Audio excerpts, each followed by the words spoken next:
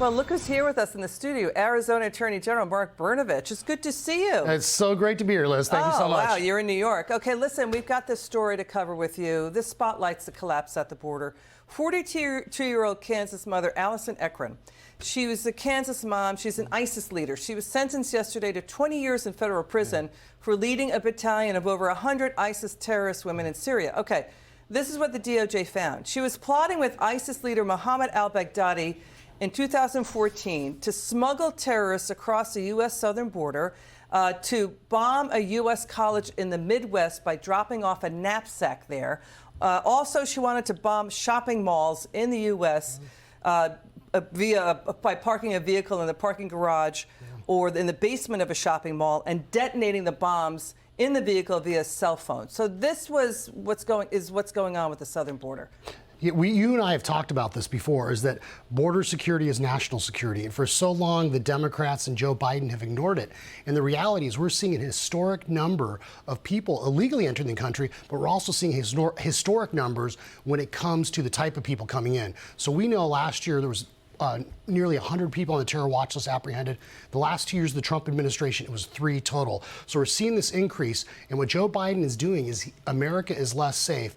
And we know there are people radicalized in the Middle East that are being radicalized here that mean us harm.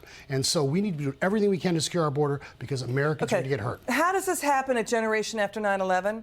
Why is this going on right now? I mean, to your point, new government numbers, right? They show 380 terrorist encounters at the U.S. ports of entry. That includes multiple encounters with possibly the same terrorists.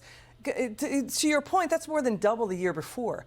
And, you know, the 98 you talked about, terrorists caught trying to cross between ports of entry, it's more than triple the prior 4 years combined. Yeah. I mean, this is a deeper border collapse than people realize. Yeah, and then once again, when you read the documents, the indictment, the sentencing documents, it is absolutely breathtaking, especially we're here in the city that never sleeps in New York. When you think about what happened on 9/11 and how can anyone, especially the President of the United States, allow America to be less safe and allow people that want to hurt us and to kill us and destroy us. I mean, this is... You should be doing everything you can to stop it. It's not tinfoil hat conspiracy theory stuff. The 9/11 terrorists overstayed their visas.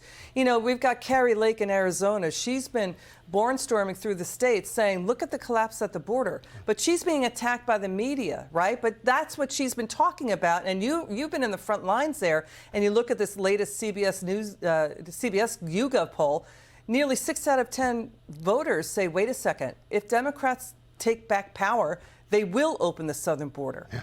Well, look. That's CBS poll. Yeah, Joe Biden has essentially been, he hasn't lifted a finger to do anything to secure the southern border. But really, why? But why? I will tell you this. This is the thing, Liz, is Arizona is going to lift a finger and tell him and send him a message, I think, in November. And the reality is that I wrote an opinion that what is happening at our southern border constitutes an invasion. You look at Article 1, Section 10 of the Constitution, Article 4, Section 4. The federal government has an obligation to protect us. We've been talking about the invasion part of the Constitution. When is that going to, I mean, we've been talking about it. When is Arizona or any border state going to step up and do it? Well, we've seen what's happened with Governor Abbott and, trying to draw attention to the issue, by shipping migrants to other cities. And when we get, a few hundred migrants in places like Chicago or D.C., they declare emergencies. Places like Yuma, Arizona, Cochise County, we have been dealing with that every single day, record amounts. And so, as you and I have talked about before, it's not only people on the terror watch list, it's a record amount of fentanyl. Enough fentanyl just this year seized to potentially kill the entire country. And so what is going on right now? But, he's about to give a speech to the president in less than a half hour. Right? And he's going to talk about MAGA voters dividing the nation. Yeah. Candidates like Carrie Lake, he's going to go after them, saying she's a MAGA candidate, right? But so there's that conversation going on, but then you guys are having a different conversation. Your final word. Well, at the end of the day, people can disagree without being disagreeable. But I think the thing about Carrie Lake is she understands Americans, Arizonans are dying because of the Biden administration's failure. And so we need to do everything we can to secure our border and protect our communities. Attorney General Brnovich, thanks for joining us. Good to see you in the studio. Thanks, Have fun Liz. in New York. Okay.